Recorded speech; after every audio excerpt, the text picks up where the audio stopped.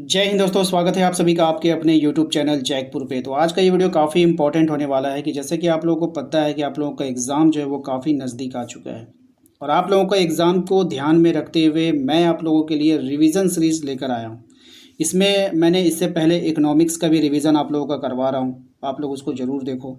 अब मैं आज जो करने वाला हूँ वो हिंदी इलेक्टिव का है, इसके बाद फिर हिंदी कोर का भी मैं लेकर आऊँगा। इसके अलावा आप लोगों को कौन कौन से सब्जेक्ट का रिवीजन चाहिए वो प्लीज़ हमें कमेंट करके ज़रूर बताइए, क्योंकि ये सब मैं ऑलरेडी पहले पढ़ा चुका हूँ, ऐसा नहीं है। अब कुछ बच्चे कमेंट करेंगे कि आप इसको पढ़ा दिए फिर से पढ़ा रहे हैं। तो देखो भाई जी, मेरे पढ़ाने में भी मेहनत लगती है, तो कम से कम आप रिवीजन कर लो। ठीक है, ये ओनली फॉर रिवीजन है। हो सकता है कि कुछ बच्चे ना पढ़े हों, उनके लिए न्यू हो, तो उनका भी काम हो जाएगा। दूसरी बात, पहले जो भी मैंने वीडियो बनाया था उसका अलग से कोई प्लेलिस्ट नहीं बना था। अब जो मैं वीडियो बना रहा हूँ वो सिलसिलेवार प्लेलिस्ट में जा रहा है ताकि आपको रिवीजन करने में आसानी हो। तो चलिए शुरू करते हैं, बातें कम करते हैं। और चैनल पे पहली बार विजिट कर रहे हैं तो प्लीज़ सब्सक्राइब कर लीजिए, बेल आइकन को प्रेस कीजिए ताकि आने वाली हर एक वीडियो का नोटिफिकेशन आपके मोबाइल पे जाए। साथ ही साथ आप हमारे व्हाट्सअप ग्रुप को ज्वाइन करना चाहते हैं तो उसका लिंक हमने डिस्क्रिप्शन में डाल दिया है। इसके अलावा आप हमारे दिए गए नंबर पर भी संपर्क करके ज्वाइन कर सकते हो। सबसे पहला सवाल आपके स्क्रीन पर है कि निम्न में आधुनिक जनसंचार का माध्यम नहीं है। कौन जो है वो आधुनिक जनसंचार का माध्यम नहीं? देखिए, अखबार आधुनिक का मतलब क्या, जो अभी दौर चल रहा है, मॉडर्न ज़माना चल रहा है।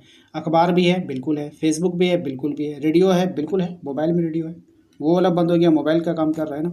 नुक्कड़ नाटक जो है ये नहीं है, ये पहले होता था, अब नहीं होता है। ठीक है, आइए दूसरे सवाल पे आते हैं। कह रहे हैं निम्न में से आधुनिक जनसंचार का माध्यम है। प्रिंट मीडिया, मतलब अखबार, जो चीज़ प्रिंट होता है। ठीक है, इलेक्ट्रॉनिक मीडिया, जैसे आप यूट्यूब पे देखते हो, कोई न्यूज़ समाचार देखते हो तो इलेक्ट्रॉनिक मीडिया में आ गया। सोशल मीडिया, जैसे इंस्टाग्राम, फेसबुक, ये सब सोशल मीडिया हो गया, यूट्यूब। तो यहाँ पे हो जाएगा इनमें से सभी, ऑप्शन नंबर घ इसका राइट आंसर हो जाएगा। क्वेश्चन नंबर आता है 3 पे। कह रहे हैं आपसे, मीडिया अखबार को लोकतंत्र का कौन सा स्तंभ कहा जाता है? तो मीडिया अखबार को लोकतंत्र का कौन सा स्तंभ कहते हैं? चौथा स्तंभ कहा जाता है। ठीक है, तीसरा स्तंभ कहा जाता है, पहला स्तंभ कहा जाता है, या फिर उपरोक्त में से सभी। ठीक है, तो देखिए, मीडिया एंड अखबार को लोकतंत्र का क्या कहा जाता है बताइए आप लोग यहाँ पे। इसका राइट आंसर क्या होने वाला है? तो इसका राइट आंसर हो जाएगा, जो मीडिया है हमारा, जो अखबार होता है, वो हमारा लोकतंत्र का चौथा स्तंभ कहा जाता है। ऑप्शन नंबर क इसका राइट आंसर होगा। विविध भारती सेवा की शुरुआत कब हुई थी? अब ये जो विविध भारती है, इस सेवा की शुरुआत कब की गई थी आपको बताना है। तो इसकी शुरुआत 1957 में हुई थी, याद रखना है सबको। अच्छा सवाल है ये। हिंदी का पहला साप्ताहिक पत्रिका उदंड मात्रदंड कब शुरू हुआ था? ये भी इम्पोर्टेंट सवाल है, ध्यान में रखना है आप सभी को। ठीक है, तो ये हो जाएगा 1826 में। कब शुरू किया गया था? 1826 में। ठीक है, ऑल इंडिया रेडियो की शुरुआत कब हुई थी? मोस्ट इंपॉर्टेंट सवाल, ऑल इंडिया रेडियो की शुरुआत कब हुई थी? तो इसकी जो शुरुआत हुई थी वो हुई थी 15 अगस्त 1936 को। ऑप्शन नंबर ख हो जाएगा। टेलीविज़न जनसंचार का कौन सा माध्यम है? दृश्य श्रव्य माध्यम है, दृश्य माध्यम है। देखिए, इसमें हम लोग देखते भी हैं और सुनते भी हैं, तो दृश्य हो जाएगा, श्रव्य मतलब सुनना, यानी कि ऑप्शन नंबर क इसका राइट आंसर होगा। नेक्स्ट आते हैं, भारत में टेलीविज़न या फिर टेलीविज़न इंडिया की शुरुआत किस वर्ष हुई थी? तो ये जो शुरुआत हुई थी वो कौन से साल हुई थी, ये आपको बतानी है। सही जवाब हो जाएगा ऑप्शन नंबर ख, 1957 में हुआ था।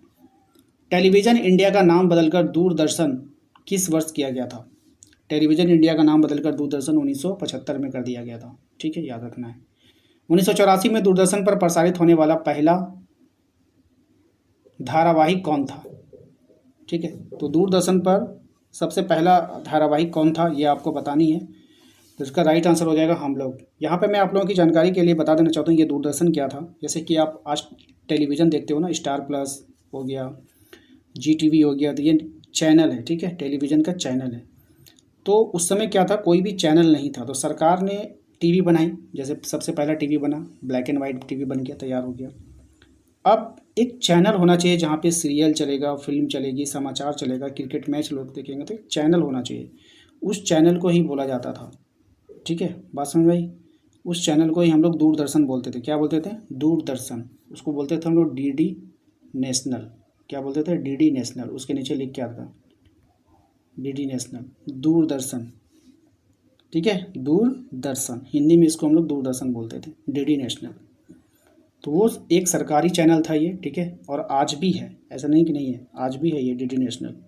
ठीक है, चलिए, और इसमें जो सबसे पहला सीरियल बना था वो हम लोग बना था। ठीक है ना, आइए और उस टाइम जो है इसी डीडी नेशनल पे, याद रखिएगा, डीडी नेशनल पे ही शाहरुख खान का भी सीरियल आता था जिसका नाम था सर्कस। आपके मम्मी पापा लोग देखते होंगे, आप जब पूछिएगा तो बताएंगे वो, ठीक है। मैंने भी नहीं देखा, मैंने भी सुना है, ठीक है, बहुत पहले की बात है। प्रसार भारती का गठन किस वर्ष हुआ था? तो प्रसार भारती का जो गठन हुआ कौन से साल में हुआ था? तो 1997 में हुआ। खबर की घटना का सीधा प्रसारण क्या कहलाता है? तो खबर की जो घटना होती है उसका सीधा प्रसारण लाइव कहलाएगा। अगर आप डायरेक्ट प्रसारण कर रहे हो तो उसको हम लोग लाइव बोलते हैं, ठीक है। आइए, समाचार लेखन की शैली, समाचार लेखन की शैली क्या कहलाती है? तो समाचार लेखन की जो शैली होती है वो क्या कहलाएगी? उल्टा पिरामिड शैली कहलाएगी, ठीक है।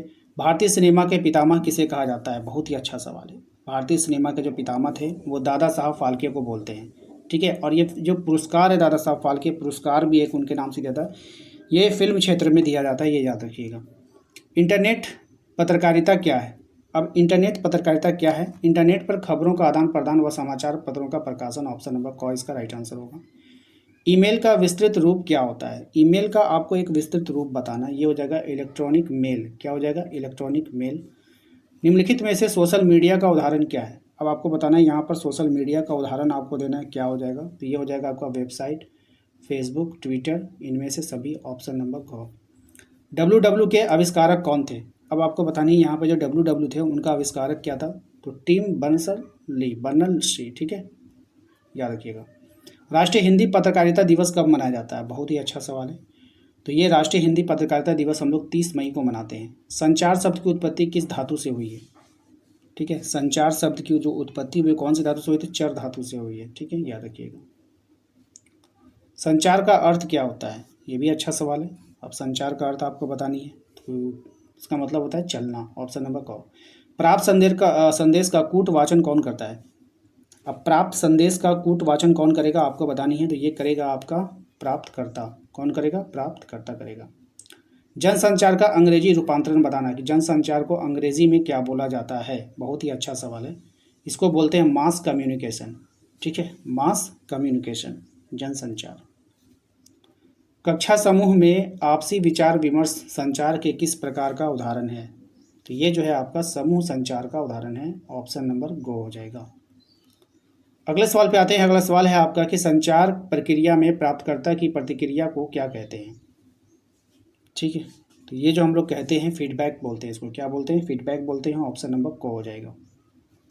नेक्स्ट आते हैं अगले सवाल पे। अगला सवाल है आपका कि प्राप्त संदेश में निहित अर्थ को समझने की कोशिश है, उसको हम लोग क्या बोलेंगे? कोशिश, कोई अर्थ को समझने की कोशिश करता है उसको हम लोग डिकोडिंग बोलते हैं, ठीक है। फीडबैक के अनुसार संदेश में सुधार कौन करता है? अब कोई मान लीजिए कोई आप न्यूज़ लिखते हो, उस न्यूज़ में कोई गड़बड़ हो जाता है, उसका आपको कोई फीडबैक देता है, फिर उसमें आप उसको पढ़ते हो, उसके बाद अपने न्यूज़ में सुधार करते हो, तो उसको हम लोग क्या बोलते हैं? ठीक है, तो उसको बोलते हैं संचारक। क्या बोलते हैं? संचारक। नेक्स्ट है आपका संचारक की प्रक्रिया किससे बाधा पहुँचती, संचारक की प्रक्रिया को किससे बाधा पहुँचती है? अब ये जो बात शोर से है ना, मान लो कि कोई एडिटर है, अब उसको सुधार करनी है उस कोई चीज़ में, तो वो सोचेगा ना, अब अगल बगल शोर होगा तो वो अपना काम कैसे करेगा, इसलिए उसको जो है इससे बाधा पहुंचेगी। तो दोस्तों आज के इस वीडियो में हम लोगों ने टोटल 28 सवाल देखे हैं और ये रिवीजन सीरीज का हिंदी इलेक्टिव का पार्ट 1 है। इसके बाद एक बार इलेक्टिव कराऊंगा, एक बार कोर कराऊंगा, इस तरह से आप लोगों का सारा रिवीजन हो जाएगा, ठीक है। आशा करते हैं कि आप लोगों को आज का ये वीडियो पसंद आएगा। वीडियो अच्छा लगा तो लाइक जरूर कीजिएगा। चैनल पे पहली बार आए तो सब्सक्राइब कर लीजिएगा, घंटी वाले आइकन को प्रेस कर लीजिए। डिस्क्रिप्शन में आपको व्हाट्सएप ग्रुप का लिंक मिल जाएगा, उसको जरूर ज्वाइन किया कीजिए, ठीक है। नोटिफिकेशन नहीं जाने पर मैं सारा वीडियोस का लिंक वहीं पर देता हूँ, ठीक है। मिलते हैं नेक्स्ट अगले वीडियो में। Thank you.